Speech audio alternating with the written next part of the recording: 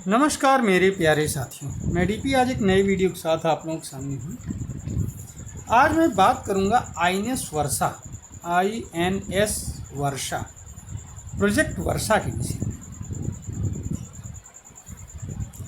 दरअसल Indian government या ये कहा जाए कि इंडियन आर्म्ड फोर्सेस $40 मिलियन या 330 करोड़ रुपीज़ का एक ऐसा प्रोजेक्ट बनाया है जो कि डेवलप हो रहा है विशाखापट्टनम से 50 किलोमीटर की दूरी पर आंध्र प्रदेश में ही एक जगह है,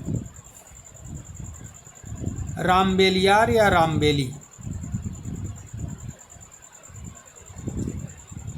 रामबेलियार सी कोस्ट पर एक जगह है, बे ऑफ बंगाल में पड़ता है। इस जगह में समुद्र के अंदर एक फोर्ट्रेस का निर्माण किया जा रहा है, किलेबंदी की जा रही है, केव लाइक स्ट्रक्चर्स बनाए जा रहे हैं। और ये केव लाइक स्ट्रक्चर इतना मजबूत बनाया जा रहा है कि इसको कोई जल्दी पता लगा पाएगा और ना ही कोई इस पर अटैक हो सकता है जल्दी। यहाँ पर न्यूक्लियर सबमरीन्स को रखने की बात की जा रही है और इसमें जगह बनाई जा रही है 12 न्यूक्लियर सबमरीन रखने की। इसके लिए 1680 एकड़ का एक बड़ा सा एरिया अलॉट किया गया है।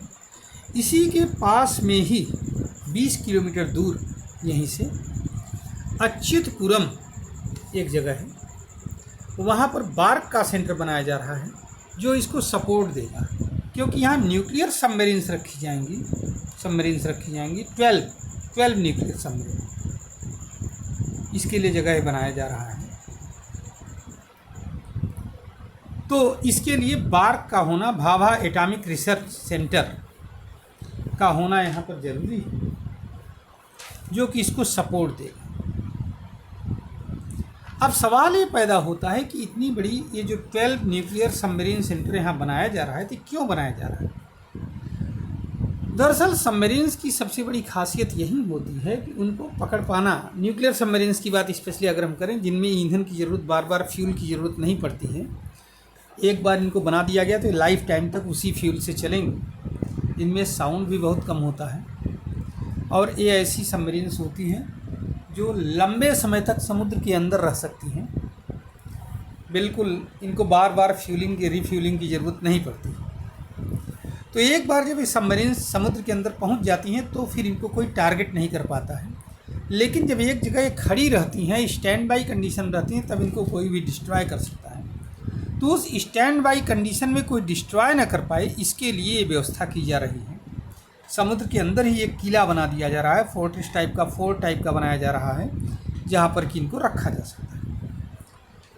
अब और क्या, और कंट्रीज के पास भी ऐसी व्यवस्था है? तो हाँ, जितने भी डेवलप्ड कंट्री हैं, चाहे अमेरिका हो, चाहे रूस हो, इवन चाइना के पास साउथ चाइना सी के आसपास बहुत सारी ऐसी फोर्ट्रेसेस बनी हुई हैं समंदर के अंदर, जहाँ के अपनी सबमरीन्स को रख सकता है। तो इंडिया के पास एक कमी थी, ये नहीं थी, जिसको इंडिया अब डेवलप कर रहा है। उम्मीद है कि आने वाले 2-3 सालों में डेवलप हो जाएगा, क्योंकि इसका फेज़ 1 का काम कंप्लीट हो चुका है। अब फेज़ 2 और फेज़ 3 पर काम होगा। सवाल ये पैदा होता है, हमारे पास हैं कितने न्यूक्लियर सबमरीन अभी? तो इसका आंसर है कि हमारे पास अभी तक एक न्यूक्लियर क्लास सबमरीन है, INS अरिहंत। एक और जल्द ही हमें मिल जाएगी, INS अरिघात या अरिघात, ठीक है, ARIGHAT, अरिघात। ये भी न्यूक्लियर पावर्ड है। हालांकि इसको 2023 में मिल जाना चाहिए था हमें, लेकिन नहीं मिल पाए। और एक और हम बना रहे हैं, 75 अल्फा सबमरीन है, S4 के नाम से भी जाना जाएगा। ये भी हमें मिल जाएगी जल्दी। कुल मिलाकर के आने वाले दिनों में हमारे पास 3 न्यूक्लियर सबमरीन्स होंगी। लेकिन हम व्यवस्था 12 की कर रहे हैं, क्योंकि जब एक बार ऐसे प्रोजेक्ट्स बनाए जाते हैं तो लॉन्ग टर्म प्रपोजल को ध्यान में रख करके बनाया जाता है, डेली तो बनाया नहीं जाएगा। इसी तरह से चाइना के पास अगर हम देखें, जो कि हमारा सबसे नियरेस्ट पड़ोसी है और सबसे बड़ा दुश्मन है। तो चाइना के पास इस समय 6 ऐसी न्यूक्लियर सबमरीन्स हैं।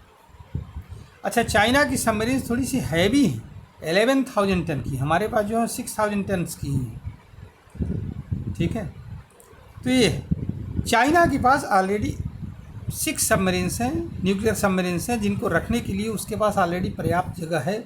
उसने साउथ चाइना सी में ऐसी चीज़ें बना रखी हैं। अब उम्मीद ये करता हूँ कि इस तरह के कंस्ट्रक्शन से भारत सरकार या भारत की सेना और सुदृढ़ होगी, भविष्य में और भी नए नए चैलेंजेस का वो सामना कर पाएगी।